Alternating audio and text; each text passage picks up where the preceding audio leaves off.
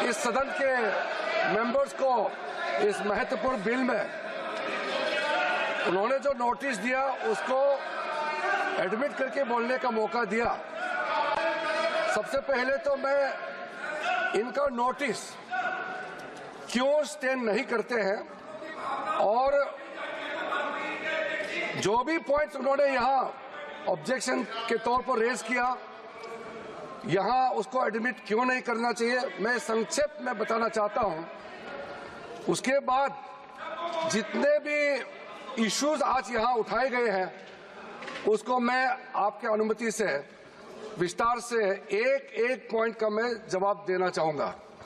और मैं ये मानता हूं, विश्वास है कि मेरे बात को ध्यान से सुनने के बाद अंत में इन्होंने जो भी आशंकाएं व्यक्त किए हैं या गलत तरीके से यहां बातें बताया गया है, सब चीज को मैं दूर करूंगा। और मैं सिर्फ उम्मीद ही नहीं, यकीन है कि इस बिल के बारे में सब कुछ जानकारी प्राप्त करने के बाद इस हाउस के जितने मेंबर्स हैं सब इस बिल को समर्थन जरूर करेंगे। सबसे पहले अध्यक्ष महोदय जी, इन्होंने कॉम्पिटेंसी का मुद्दा यहां उठाया। मैं पूरे जिम्मेदारी के साथ आपके माध्यम से सदन को बताना चाहता हूं, इस बिल में जो भी प्रावधान है आर्टिकल 25 से लेकर के 30 तक किसी रिलीजियस बॉडी का जो फ्रीडम है उसमें कोई हस्तक्षेप नहीं किया जा रहा है, ना ही संविधान का किसी भी अनुच्छेद का इसमें उल्लंघन किया गया है। और अब सुप्रीम कोर्ट का एक केस का मैं हवाला देना चाहूंगा, Brahmachari versus state of West Bengal. इसमें सुप्रीम कोर्ट ने क्लियरली रिलीजियस डिनोमिनेशन के बारे में रूलिंग दिया गया है और उस रूलिंग के तहत वक्फ board doesn't fall within the purview of Article 25 and 26 of the Constitution of India. दूसरा सर, इसमें हमने जो ब्रॉड बेस किया है, किसी का हक छीनना तो बात छोड़ दीजिए, जिनको हक नहीं मिला है उनको हक देने के लिए ये बिल लाया गया है। इसमें महिलाओं के लिए, बच्चों के लिए और मुसलमान समाज में जो पिछड़े हैं, जिसको आज तक कभी मौका नहीं मिला, जिसको दबा के रखा हुआ है, उनको जगह देने के लिए ये बिल लाया गया है। और सर, संविधान के कंकरेंस लिस्ट एंट्री नंबर 10 और 28 में आज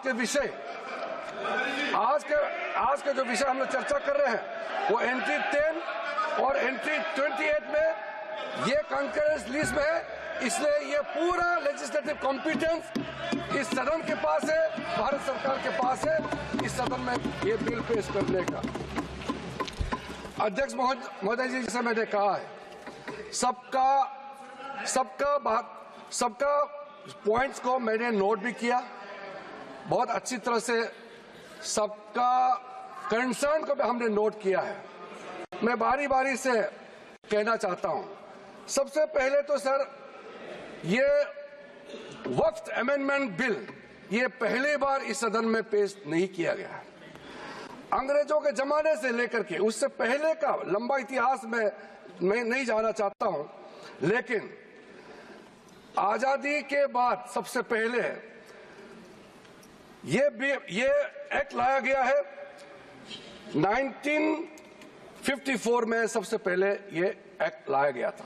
उसके बाद कई अमेंडमेंट हुए सर, काफी अमेंडमेंट होने के बाद मैं पूरा इतिहास में नहीं जा रहा हूं, लेकिन जो अमेंडमेंट आज हम लाने जा रहे हैं इस सदन में वो वक्फ एक्ट 1995, जिसको 2013 में अमेंडमेंट ला करके इस पूरा जो वक्फ का पर्पस, इंटेंशन और जिसके उम्मीद में लोगों का सालों तक था कि इस अमेंडमेंट जो लाया इससे कुछ फायदा मिलेगा, उसको उल्टा करके 2013 में ऐसा प्रावधान डाला गया था जिसके वजह से आज ये अमेंडमेंट लेकर के हमको यहां सदन में आना पड़ रहा है।